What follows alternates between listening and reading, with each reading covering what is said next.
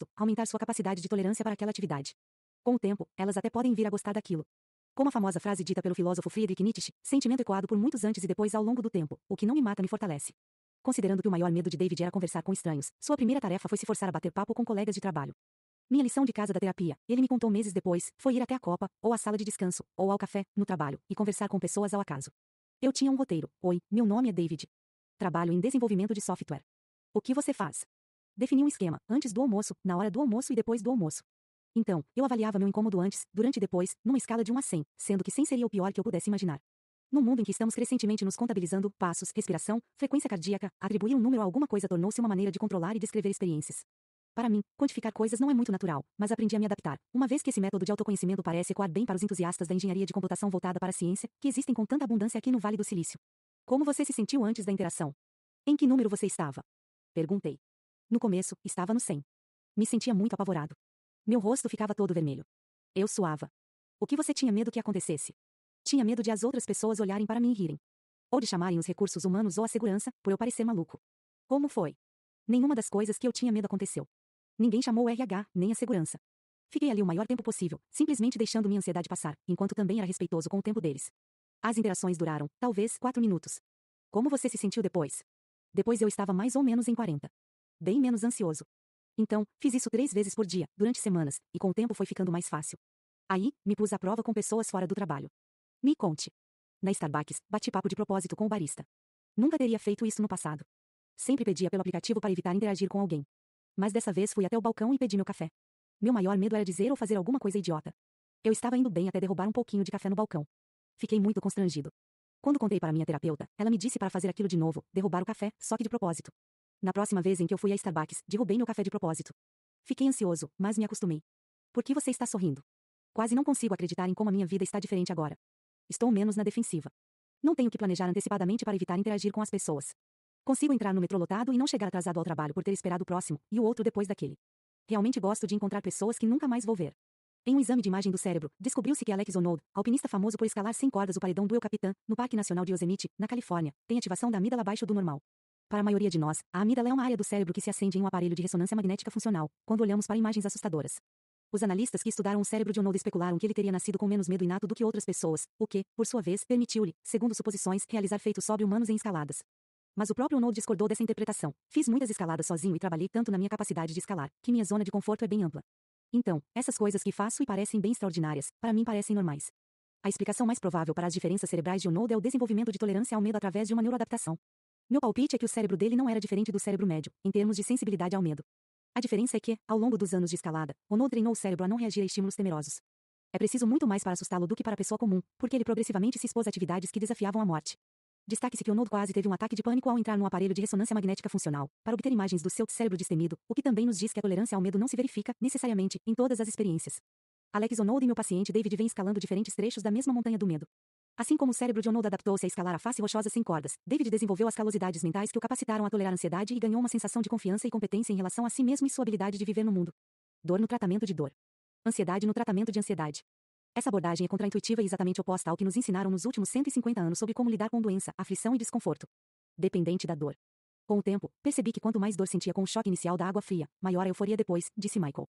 Então, comecei a encontrar meios de aumentar o desafio. Comprei um freezer horizontal, que nada mais é do que um container com uma tampa e resistências internas de resfriamento, e enchia-o com água toda noite. De manhã, havia uma fina camada de gelo na superfície, e a temperatura era próxima de 0 graus Celsius. Antes de entrar, precisava quebrar o gelo. Então, li que o corpo aquece a água depois de alguns minutos a não ser que a água esteja em movimento, como um rodamuinho. Comprei um motor para pôr dentro do banho de gelo. Assim, poderia manter temperaturas quase congelantes, enquanto estivesse dentro. Também comprei um protetor de colchão hidroelétrico para minha cama, que eu mantinha nas temperaturas mais baixas, cerca de 13 graus Celsius.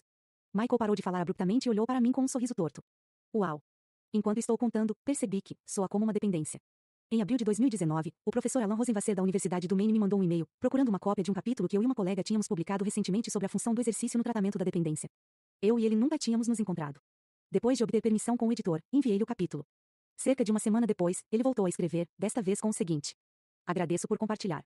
Notei que você não abordou a questão de se a roda de corrida em camundongos e ratos é um modelo para exercício voluntário ou exercício patológico, dependência de exercício.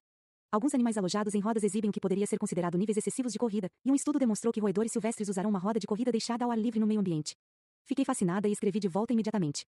Seguiu-se uma série de conversas em que o Dr. Rosenwasser, que passou os últimos 40 anos estudando ciclos circadianos, ensinou-me sobre rodas de corrida. Quando esse trabalho começou a ser feito, Rosenwasser me contou, deduziu-se, erradamente, que as rodas de corrida eram uma maneira de monitorar a atividade espontânea dos animais, repouso versus movimento. Em algum momento, as pessoas se deram conta de que as rodas de corrida não são inertes. São interessantes por si só. Um dos pontapés foi a neurogênese hipocampal adulta. Isso se refere à descoberta, algumas décadas atrás, de que, ao contrário do que se ensinou anteriormente, os seres humanos podem gerar novos neurônios no cérebro durante a maturidade e a velhice. Depois que as pessoas aceitaram o fato de que nascem novos neurônios e que eles se integram ao circuito neural, Rosenwasser continuou, uma das maneiras mais fáceis de estimular neurogênese foi com uma roda de corrida, mais potente do que ambientes estimulantes a labirintos complexos, por exemplo. Isso levou a toda uma era de pesquisa das rodas de corrida. Acontece que as rodas de corrida são regidas pelos mesmos circuitos endopioides e endocannabinoides de dopamina que acionam o uso compulsivo de droga. É importante saber que as rodas de corrida não são necessariamente um modelo para um estilo de vida saudável. Em resumo, as rodas de corrida são uma droga. Camundongos dentro de um labirinto complexo, com 230 metros de túneis, incluindo água, comida, material de escavação e ninhos, em outras palavras, uma grande área com muitas coisas interessantes para fazer, bem como uma roda de corrida, passarão grande parte do tempo na roda, e deixarão inexplorados grandes segmentos do labirinto. Depois que os roedores começam a usar a roda de corrida, é difícil pararem. Os roedores correm distâncias muito maiores em uma roda de corrida do que em uma esteira plana, ou em um labirinto, e também muito mais do que fariam durante a locomoção normal em ambientes naturais. Roedores engaiolados com acesso a uma roda de corrida correrão até seus rabos ficarem permanentemente curvados para cima e em direção à cabeça, adquirindo o formato da roda. Quanto menor a roda, mais fechada a curva do rabo. Em alguns casos, os ratos correm até morrer. A localização, a novidade e a complexidade da roda de corrida influenciam seu uso. Camundongos silvestres preferem rodas quadradas a circulares, e rodas com obstáculos a rodas sem obstáculos. Eles exibem uma quantidade notável de coordenação e habilidade acrobática nas rodas de corrida.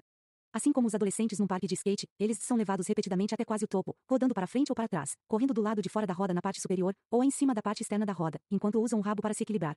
C. M. Shervin, em sua pesquisa de 1997 sobre rodas de corrida, especulou sobre as propriedades intrínsecas de reforço dessas rodas. A qualidade tridimensional da roda de corrida pode ser um reforço para os animais. Enquanto corre na roda, um animal experienciará rápidas mudanças na velocidade e na direção do movimento, em parte por causa de forças exógenas, como impulso e inércia da roda. Esta experiência pode servir de reforço, semelhante ao que acontece com alguns humanos que gostam de atrações no parque de diversão, especialmente as de movimento no plano vertical. Tais mudanças no movimento do animal são improváveis de serem vivenciadas em circunstâncias naturais. Johanna Meijer e Yuri Roberts do Centro Médico da Universidade Leiden, na Holanda, colocaram uma roda de corrida numa área urbana, onde vivem camundongos silvestres, e outra numa duna não acessível ao público. Em cada um desses lugares, colocaram também uma câmera de vídeo para registrar todo animal que visitasse as gaiolas no prazo de 2 anos. O resultado foram centenas de casos de animais usando as rodas de corrida. A observação mostrou que camundongos silvestres correm nas rodas o ano todo, na área verde urbana, aumentam o uso gradualmente no final da primavera e chegam ao pico no verão, já nas dunas, aumentam o uso do meio para o final do verão, alcançando um pico no final do outono. O uso das rodas não se limitou aos camundongos silvestres. Também musaraños, ratos, caramujos, lesmas e sapos se aproveitaram do aparelho, e a maioria deles demonstrou um envolvimento intencional e proposital com a roda.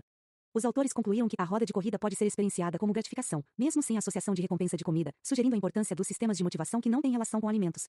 Esportes extremos, paraquedismo em queda livre, ski diving, kitesurf, asa delta, corrida de trenó, esqui alpino, saltboard, caiaque em cachoeira, escalada no gelo, ciclismo cross-country, bungee jump, base jump, voo com wingsuit, atuam intensamente e com rapidez no lado do sofrimento da balança prazer-sofrimento. Um sofrimento ao medo intenso, combinado com uma descarga de adrenalina, cria uma droga potente.